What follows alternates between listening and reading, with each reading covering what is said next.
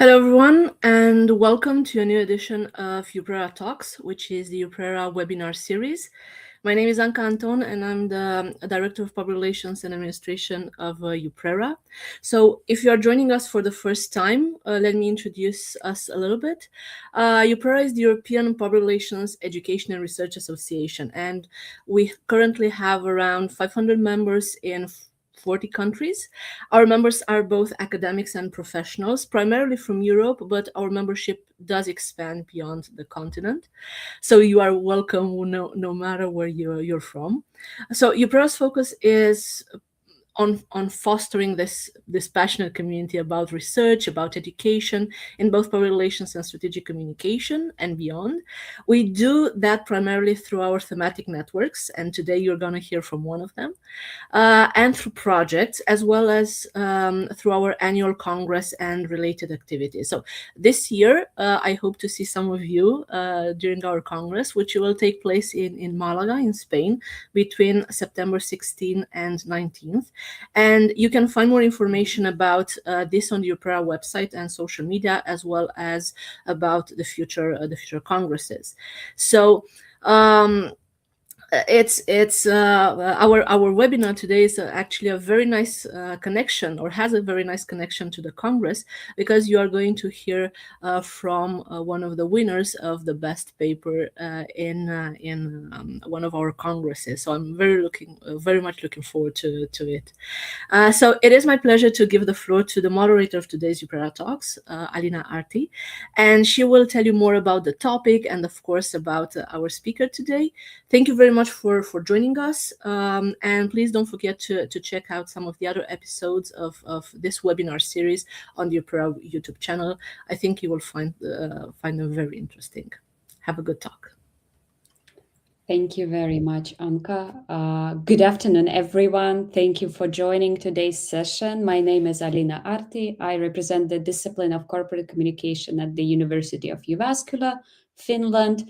And today's session is organized by the UNES network within UPRERA. UNES stands for European Network of Emerging Scholars. Our main goals are to help and support emerging and mid-career scholars, provide opportunities for networking, collaboration, and peer learning. For example, you can join such activities as Monday Manuscript Madness, which is a 2-hour collaborative writing session every Monday, as well as many activities during the UPRERA Congress. But today's webinar is a very special thing for us because it's a new concept that we are introducing for the first time. Behind any published article, there are hours and hours of hard work and stages of development that are not always visible in the end result. The main goal of our event today is to take a closer look at how an award-winning paper comes to life. I'm very happy to introduce our guest speaker today, Rikard Andersson, an assistant professor at Lund University. Together with him, we will take a closer look at his paper on value formation in strategic communication management that won the Best Paper Award at the UPRERA 2024 Congress. Welcome, Rikard. And we will start our session with an interview format discussion about the paper. During the session, we encourage you to write your questions in the chat. And in the end, we will have 10 minutes of Q&A. So without further ado, I think we can actually move to the core idea of today's discussion, is to talk about the paper. So, Rikard, if you could introduce what was the real world academic problem that originally bothered you enough to start this research and to start this project. Yeah, thank you, Alina. I think, you have to start from the beginning of my kind of academic career. I began my PhD studies in late 2015 and entered a research project called the Communicative Organization, where we already then kind of had a focus on value creation.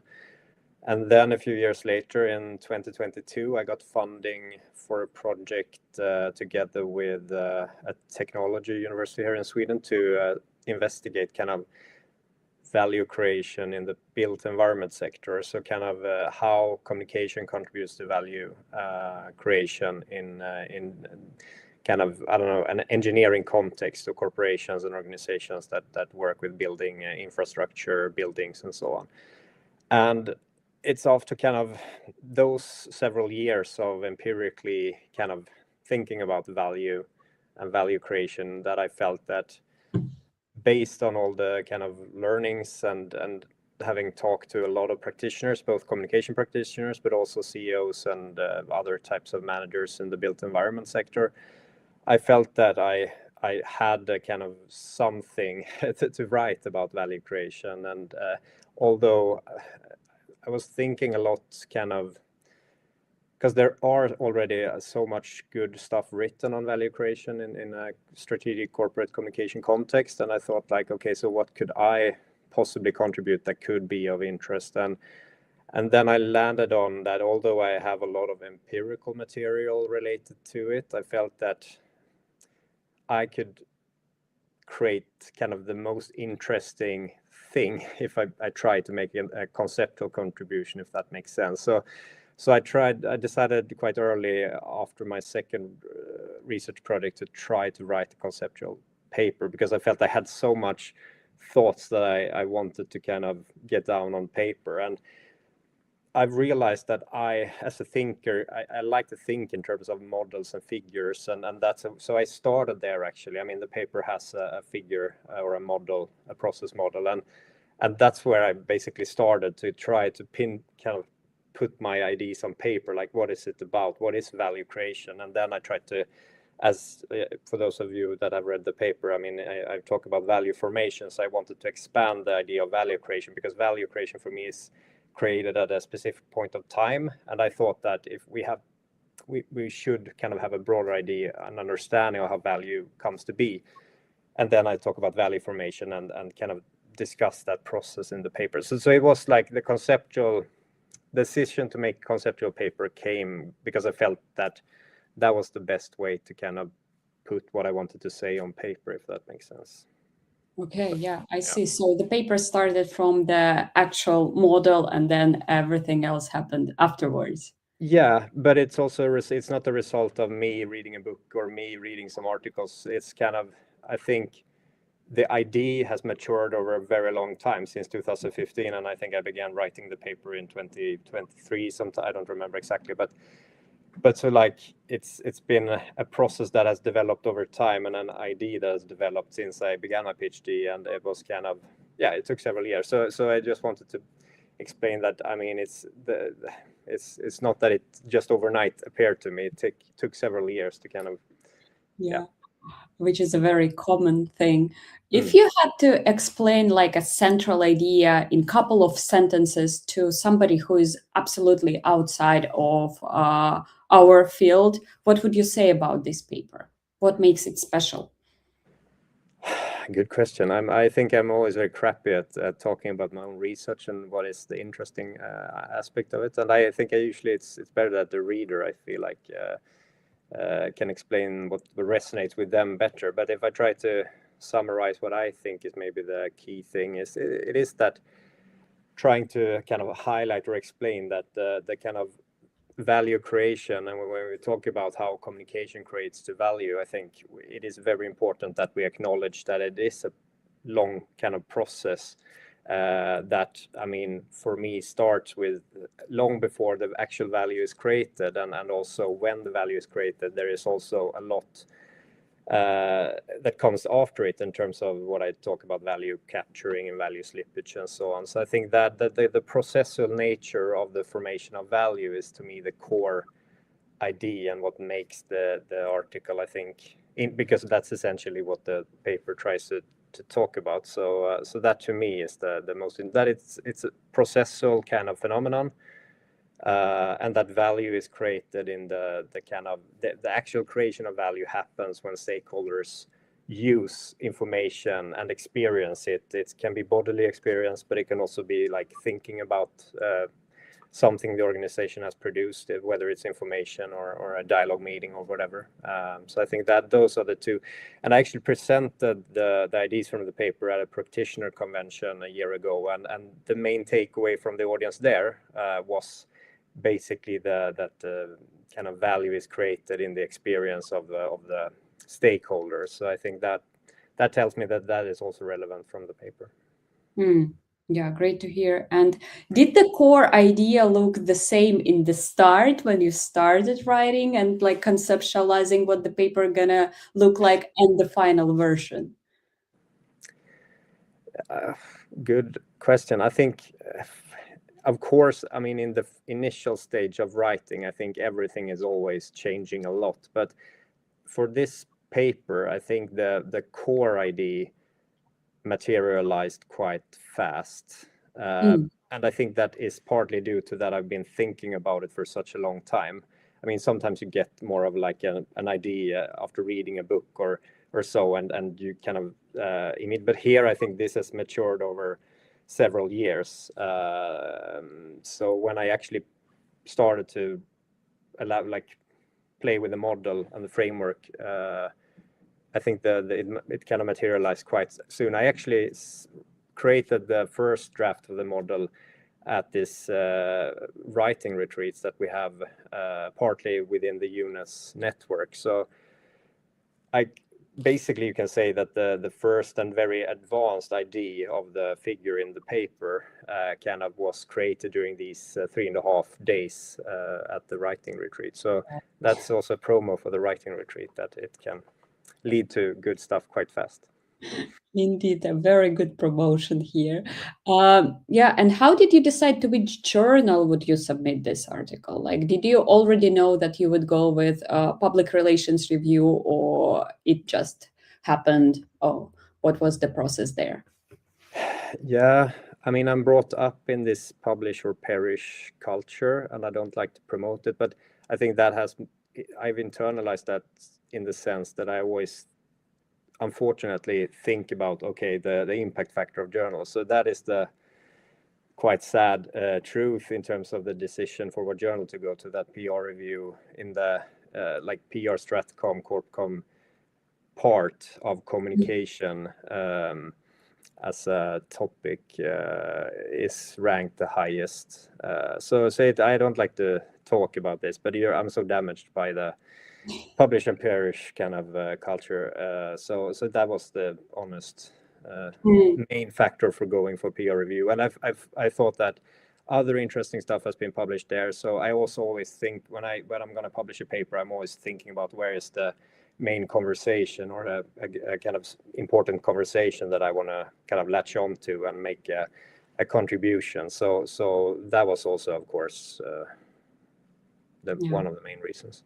Yeah, this is very valuable because, like, for emerging scholars, it is always a big question of like, how do you shape your paper? Do you target a specific journal, like right away starting from the get-go of working on the paper, or search for the outlet afterwards? So thank you for opening up the doors behind this publication. I can add also, like, because when I was a PhD student, it's not ages ago, but soon it is. But I mean, one of the eye-opening books I read is this book called They Say, I Say, that talks about this specifically, that writing and publishing, it is a conversation. And then the book title, They Say, I Say, is the author's attempt at condensing what is academic research. It's basically, they say you have a kind of conversation ongoing about the topic, and then as an individual researcher, you might have something to contribute to that. And having that as a mindset when writing papers, it has helped me a lot, because I always try to think about, okay,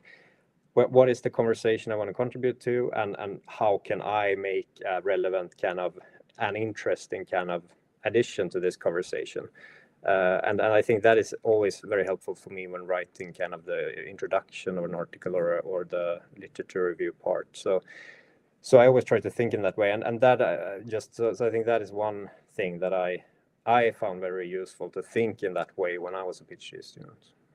Yeah, thank you for the tip. I actually took a note of the book. I definitely gonna go to the library. I wanted to open up a little bit about the actual process with getting the article published. you decided to go with public relations review. Was the revision process difficult, or it was one of those easy papers that get accepted in a way more less stressful manner than some other? So how was the process with this paper? Yeah, I mean, luckily I have had a few articles kind of published, so I have some kind of other processes to compare it to. And this time, this process was actually quite smooth. I felt I was lucky with the reviewers. I had 2 reviewers, and they were very positive, but also gave me very like substantial constructive feedback to the different parts.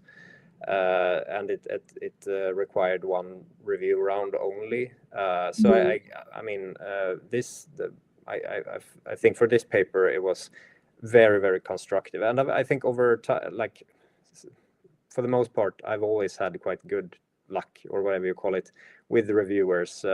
But I mean, one other conceptual paper I published a few years ago, there I had 3 reviewers. 2 really liked the paper and 1 hated it. So I mean, that happens also sometimes. But also I think those that don't dislike what you do, you can oftentimes, when you kind of processed it a bit, initial anger you feel, I think you can always take something. So when I was my first years as a PhD student, then I got 2 reacts quite early on in my studies, and I was really like, oh, I will never be able to publish, and I despaired a lot and was super stressed. But I think it's just about, you know, continuing and taking the feedback. If you get good feedback, I mean, sometimes people just react and say this was not good. But I mean, so I think one should always accept that you get a lot of emotions when you're getting a react or a major revision or whatever, but try to kind of just accept and stay in those emotions for some time, but then talk to other people and try to get back on the horse, as you say, as fast as possible. Because I mean, you can revise some things if you get the react and then you submit it somewhere else and suddenly someone likes your idea. So sometimes you have to have luck. And with this paper, I felt I had luck in the sense that I got good reviewers that really gave me good substantial feedback that really helped me improve the paper even more than compared to the UPrERA version of the paper. Yeah. What kind of feedback most strongly shaped the final version of the paper? I would say actually at the UPrERA conference, and that's why I think like trying to take as many opportunities as possible to present your research or articles or papers along the way, like internally at your department. I did that. And then at UPrERA, where I got great feedback that really kind of made me revise the model and I think improved it a lot, the whole argument. But then also, of course, in the review round in PR review, I got really substantial feedback. So for me, I think it was those 3 times where I presented my research, I got really good feedback also internally at my own department when I presented the figure or model and the idea. I mean, so that is, I think even it can be scary to present your research, of course, but then if it's in a very early stage and you don't dare to do that, at least talk to some peers in the UNES network, for example, share it there and ask for some opinions. I think that is really useful because, I mean, we're not geniuses, I think.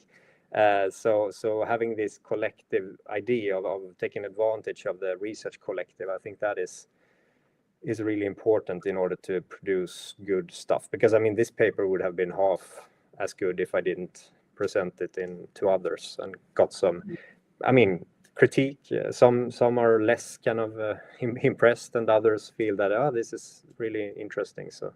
So I mean, expose it to different people, because if you just go to one and you're unlucky, then that person say this is crap, and then you never do anything with it. So I think trying out it with different people, I think, is important.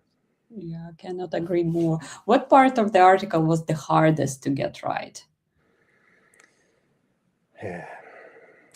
I mean, I think for me, it's different phases of the writing. Maybe different parts were difficult, but I think, of course, the main idea, like the main contribution, I mean, this creating this figure is, of course, because you have to make some exclusions and so on, that you feel like it's always a balance between complexity and making some sense. So I felt finding that balance was very tricky, because I always want to make things super complicated and include all the aspects. But in the end, after trying, because that's usually in my early stages of when I try to come up with an idea, I just put everything in, and then it makes like it's totally incomprehensible. So coming up with a model that I felt gives my idea justice while still being quite straightforward, that was kind of what I struggle with the most. But then, of course, like in more writing a paper or article, I think the contribution, like discussion and conclusion section, is always, I find it challenging to write good, because they are so important for a good paper. But it's I oftentimes struggle with those sections, the final sections. No, I can relate too. And actually, my next question is like, were there moments when you felt that paper is too abstract or too complex and simply not working? How do you deal with those? Yeah, I mean, that even now when it's published, I feel that every now and then when I think about it. So it's like, yes, of course, I think that happens throughout the stage. The initial idea, you kind of move between, this is revolutionary, to paper bin. So I mean, yes, I always think that about my work, that people would think this is too abstract. I attended a conference abroad last week, and I met the person who said, I'm actually using your another paper, this idea, but it's very abstract, so it's difficult. How can I use it? And so I mean, I think that is both my strength I think I'm quite good at thinking abstractly and kind of making my abstract thinking relatively straightforward and easy to think. But I mean, there is always this kind of why am I trying to do this thing that is conceptual and abstract, and what's the relevance, and how will anyone feel this is relevant? And that's always my kind of, when you publish something, it feels like, I feel like it's going out in the void, and then you hear nothing, and so you start to doubt yourself, and why did I do this? And no one like, so I think that thing is always present, this kind of feeling that it's just abstract blah blah kind of.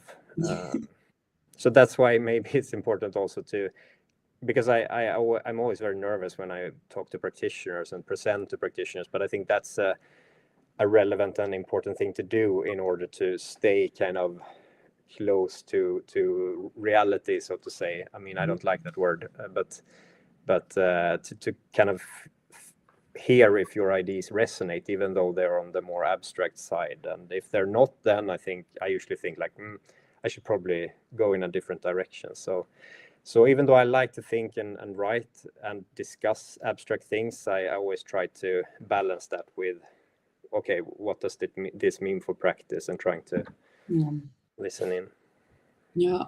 What is your take on the thing is that you can edit and improve an article endlessly, but at some point it has to be submitted. How do you like mark down this borderline when you need to stop fine-tuning and finally submit? Yeah, luckily, I mean, the pressure to publish, I mean, I got a full-time position in 1st of January this year. So I think I've been a bit lucky in the sense that, I mean, I haven't had a permanent position since I began my PhD studies in 2015. And that, of course, helps. I mean, when should I be done? I have to be done. I have to publish in order to get the permanent position. So, I mean, that's an external factor that has helped me a lot, because internally, I'm very much a doubter of my own capabilities, and constantly. So I always want to, I have to revise again and write. And then some papers never, I mean, I have things that I started writing in 2018 that I'm not happy with yet, and I think they will probably never get published. But so sometimes external things happen, and people that tell you, and I just get it out and so on. So that's one thing. I had another thought about that, but I forgot what it was. So Yeah. It's okay. It's Friday. Yeah. 2. It's totally understandable. So, regarding the reviewer feedback for this paper, have there been a case where you got a feedback and you really disagreed with it, and but still decided to implement and realized that it actually improved the article? I mean, that's most of the time. I mean, I've as I said, I've been lucky to publish a few things now, and I mean, and this time it was. I mean, I agreed fully with the comments I received, but also at times when you've gotten more kind of critical remarks, the first initial kind of assessment of reviewer feedback when it's critical is, of course, for me at least, always like they are idiots, they don't understand. But as you kind of process, take some time off and you go back to it, you usually kind of see that, yes, okay, they have a point, and the more you reflect upon the feedback, the more I at least tend to agree with them. So I usually try to view all the feedback, whether it's positive or negative, in a more constructive, like it usually gives me something. I mean, one of the more recent articles I published, one reviewer basically said, "This, you know nothing, and this is not good. And here's 10 a bullet point list of 10 reasons why it's a crap paper." And first I was like, but then after processing it, I felt like, okay, I can see the points and so on. And although, yes, I don't fully agree with the comments, I think you can always take something constructive. You have to have that mindset, I think, because in academia you will get critiqued a lot, and also like it sometimes it's quite a poisonous environment, I feel like, where people I don't know, sometimes maybe it's that they are jealous or something, but you it's quite at points like you can get as a PhD student especially quite harsh comments from just in the corridor. I remember a colleague many years ago that asked me like, so what are you writing about? And I said what I wrote about, and he just basically said, that sounds boring, like those kind of comments. But you just have to kind of deal with them and go to therapy if you struggle. I mean, that is because it is quite harsh sometimes. But in terms of reviewer feedback, I usually try to think like, what can I take away from this if it's more on the critical side? And as I said, usually after you process it,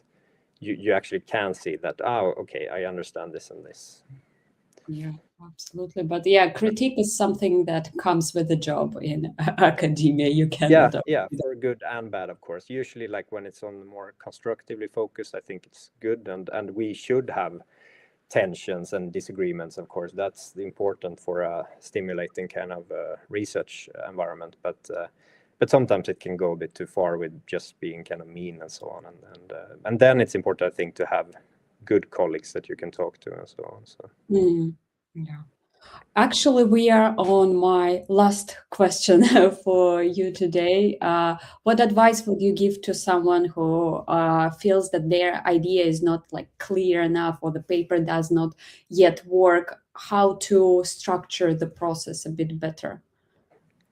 Yeah, it's a good question also. I mean, one thing I think it's important, if I struggle a bit, I try to, talk to a trusted colleague. I mean, because sometimes, I mean, especially in the earlier stages, I feel like you have to maybe protect your idea a bit more, because I mean, oftentimes at me at least, when I'm early on in a process of developing something, I am a bit more sensitive to negative kind of feedback. So then I think at the early stages you should open up to people that you trust, like one colleague maybe that usually can like take a constructive angle on your paper, rather than presenting it at a research seminar and opening up for, this is not good and this is bad and you should reconsider everything and so on. That's one thing. But then I think, I mean, the other thing, what I find is one of my strengths, is that I'm quite good at flow writing, because I think it's Carl Weick who has this saying, like, how can I know what I think until I see what I say? Basically, how can I mean, ideas usually sound good in your head. I'm out running quite a lot, and I always get these ideas, and this is really good. And then you put it down on paper and realize, like, it wasn't that good. So especially for PhD students, I think trying to write and create these kind of time slots where I'm at my best at 8 to 10 or 1 to 3 or in the evening, try to set that time off at just sit down and write.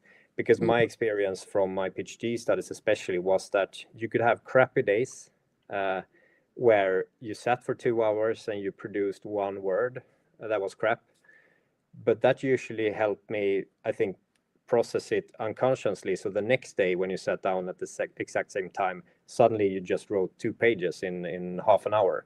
So I'm a big believer of kind of just sitting down and writing, because even when you struggle, something is going on internally inside your head. So that is usually what I give as a guidance now when I'm on the other side of taking a PhD. Yeah. That is a very useful approach indeed. So that was my last question. Thank you very much, Rikard. I personally resonated a lot with what you were saying, and I think for all emerging scholars, it is very important to understand that you are not alone in this stuff, and everybody, even with award-winning papers, you still go through all of these stages in one or another extent. So I suggest that if you have any questions, please send them in the chat, and I can see that we have one question already. So good evening, everyone. My question, if I may, as a journalist and a new doctoral student at the University of Malaga, by the way, where the EUPRERA Congress is taking place this year, how can I avoid the journalistic approach when it comes to academic workflow? Thank you. Do you have any thoughts, Rikard?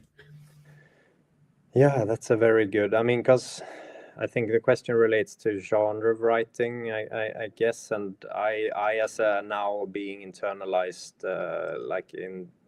I have internalized an academic genre of writing. I usually struggle with other types of genres.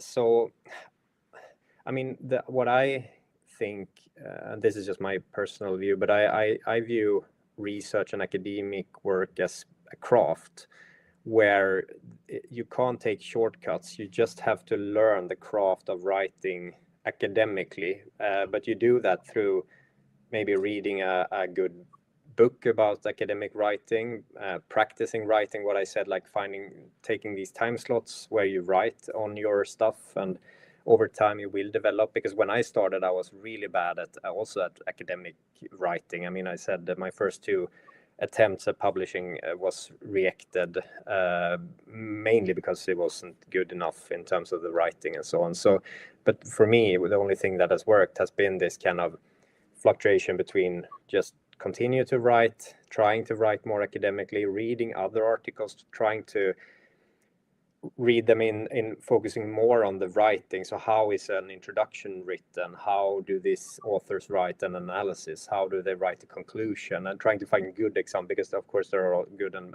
less good examples, and see like different styles and see what you prefer and what type of course you have to consider the journal too, but I think that is really good, like reading others' work and try to imitate or learn from how they do it, and what you like, because you won't like everything you read and all the styles of writing. Then write on your own, and then also read academic books about it. But that is my third. Like I believe very much in the actual doing and developing through doing. But I think oftentimes it can also help reading books, because then you think a bit more theoretically about it and then try to apply that when you write, even though it's difficult. I hope that is some kind of, I know, Alina, maybe you have other. I actually completely agree, and this is something that how I have been developing my academic writing, because like this is obviously not something you're born with, at least for most of the people. So it comes from reading and just practicing and trying. So we have the next question from Caroline. Dear both, thank you for this very insightful interview. My question to Rikard: how do you manage not to get lost when building up the theoretical framework, especially on a topic like value creation? Yeah, that's also a very good question. I wish I had a good. I think and that's because I'm just thinking it's a difficult question, because I am very good at never finishing stuff, as I said earlier. Like, so I have a problem or issue with that myself. Like, where do I make the cutoff and decide this now is done?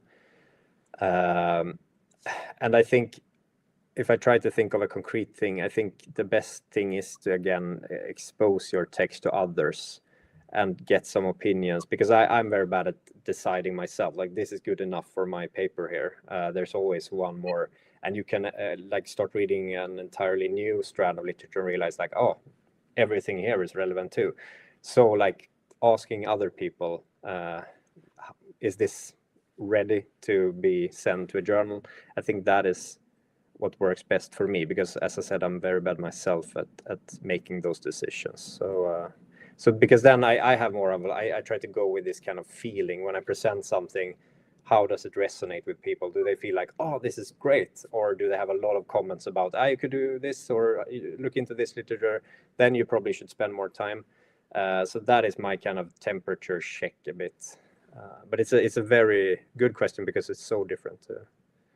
Yeah, and it is a very complicated story, because, like, there are so many changing variables when it comes to building a construct that, it is very easy to get lost in it and keep trying to improve.